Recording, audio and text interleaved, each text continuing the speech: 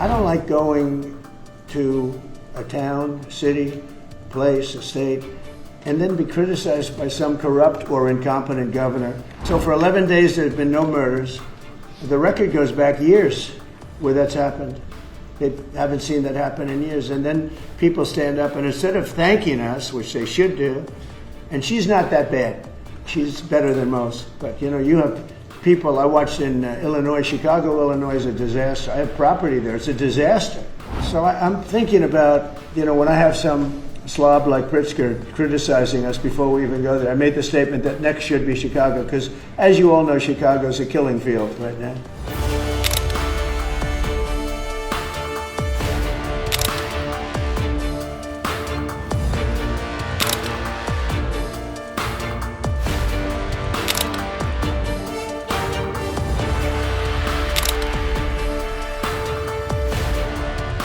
And this whole story on crime is incredible that the Democrats wouldn't be with us.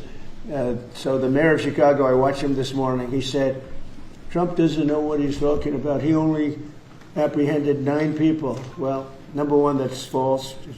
It's thousands. We'll get into that. But more importantly than anything, we took guns away. We have some of the worst career professionals out of the country already. They've been taken out of the country, and some are in solid confinement, because these were killers. We arrested some very bad people. And in the last 11 days, again, I hate to say it because it sounds so ridiculous, but in the last 11 days, we've had no murders. And that's the first time that's taken place in years, actually years. We always have a murder a week. They call it a murder a week. You come here from Iowa, you come here from Indiana, you come here from Idaho, because you're so proud of your country, you love your country, and then you get murdered. Your son gets murdered, your daughter gets murdered, you get murdered. See the media, you get murdered. Many of you have been mugged in Washington, you just don't want to talk about it.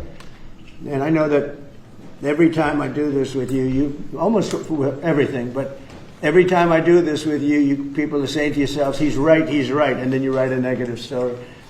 But we are doing an incredible job. The people behind me are amazing. We're working very well with the Washington police, as you know. The DC National Guard is unbelievable. We're also getting tremendous help from Secret Service. And we are at a point where Washington is booming again. People are pouring in like we haven't seen for years. Nobody wanted to come here. They didn't want to come here and get murdered. I have a friend of mine who has a very successful son. And I said, where is your son going to be this weekend? He said, he's going to Washington with his friends. I said, really? Yeah, he's wanted to do it for 4 years, but he couldn't do it because it was so unsafe. And he's a tough kid, too. It's so unsafe. And he ended up staying 3 nights, going out to restaurants all 3 nights. He said it was so beautiful, so peaceful, because all the criminals are either arrested or they're hiding, and we're finding the ones that are hiding. So I want to thank Pam Bondi. I want to thank our vice president. I want to thank everybody standing behind me. Because they are really, Gaddy, you've been unbelievable, by the way.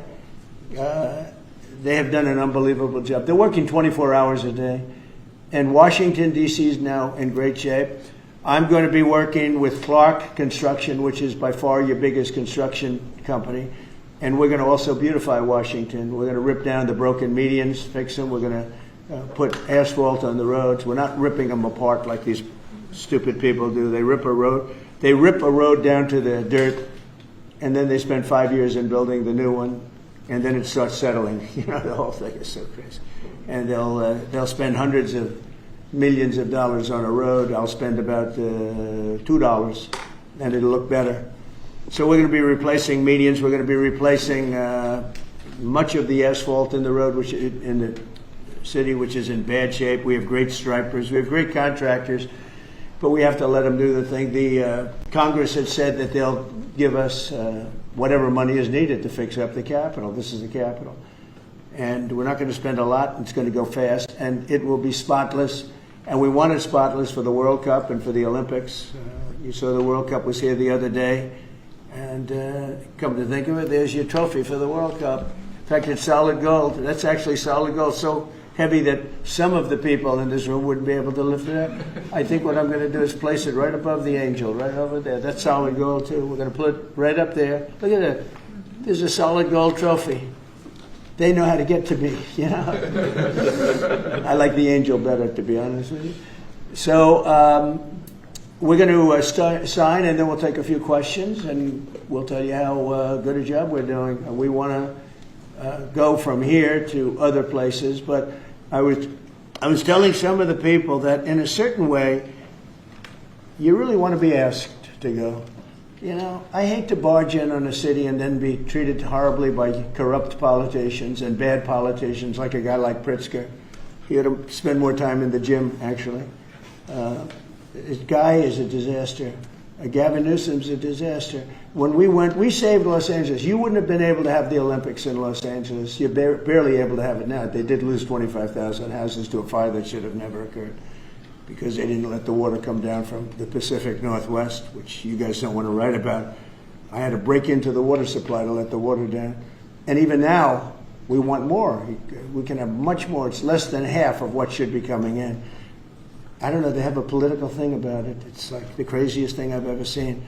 But I don't like going to a town, city, place, a state, and then be criticized by some corrupt or incompetent governor where crime is rampant. Like, take a look at D.C. Crime was rampant.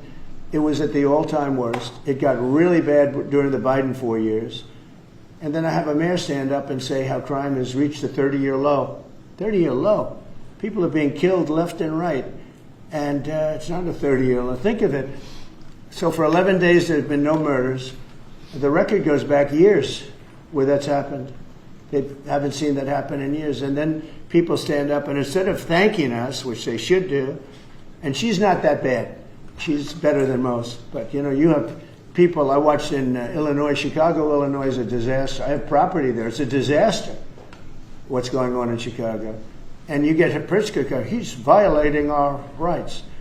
I think this is another men and women's sports thing. I think this is one of those, you know, they call them 80-20 issues. I call them 97-3. I think the Democrats better get smart. And, you know, politically, I hope they don't. But actually, in terms of love for the country, I hope they do, because it would be good to work together. So I'm thinking about, you know, when I have some slob like Pritzker criticizing us before we even go there, I made the statement that next should be Chicago, because as you all know, Chicago's a killing field right now. And they don't acknowledge it. And they say, we don't need him, freedom, freedom. He's a dictator, he's a dictator. A lot of people are saying maybe we like a dictator. I don't like a dictator. I'm not a dictator. I'm a man with great common sense, and I'm a smart person. And when I see what's happening to our cities, and then you send in troops, instead of being praised, they're saying you're trying to take over the republic. These people are sick. But I'm really saying, and I say this to all of you, in a certain way, we should wait to be asked, because they have cities that are so under control, you know, out of control. So we go in and fix it. They take the full credit for it, and they go out and say, I heard it this morning. They're saying how well they've done over the last 10-day period, that they set record lows. They don't say that we're there with very tough people, by the way. They have to pass the toughness test. Otherwise, they're not working for us. So, and we're allowed to do that now according to the United States Supreme Court decision. Now, they have to pass a toughness test. If they're not tough, we don't want them for this job. They might be great for other jobs, but not for this job, because they're respected. You saw the gang of kids. They were all huddled up, and a group of soldiers walked up. They never even got over. Those kids ran back to their homes or wherever the hell they came from. They were gone. This is one of the safest cities right now in the world, as crazy as that sounds. And it took 7 days. It took really 3 days, but we're now in our 11th day. So I want to thank you. So we had all of these things, 439 illegal alien criminals have been removed, and we have 6 known gang members, some of the worst leaders of gangs anywhere in the country, MS-13 and Tren de Aragua. We have 2 missing children that have been recovered. They thought they were gone. We brought them back to the family. The family started crying. They couldn't believe that they saw their child again.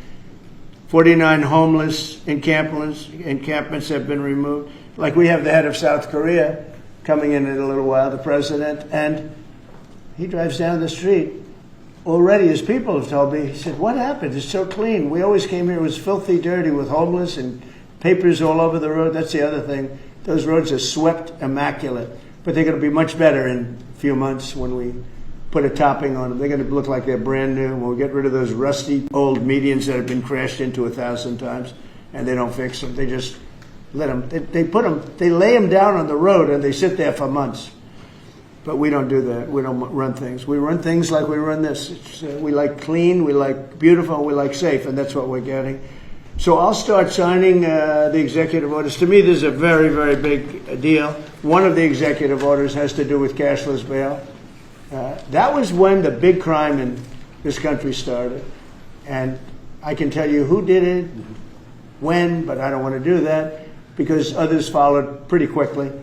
But that was when it happened. Somebody kills somebody, they go in, don't worry about it, no cash, come back in a couple of months, we'll give you a trial. You never see the person again. And I mean, they kill people and they get out.